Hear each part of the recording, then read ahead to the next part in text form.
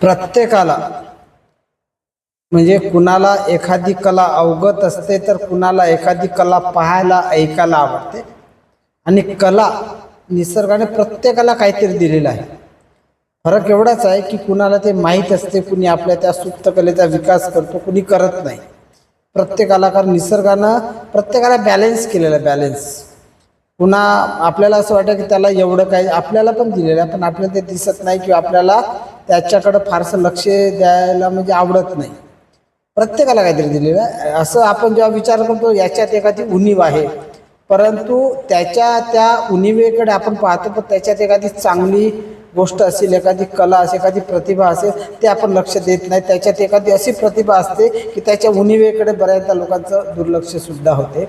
आणि कला ही माणसाची ओळख आहे. माणूस या जगातून निघून गेल्यावर त्याच्या कलेच्या रूपानं तो अमर राहतो.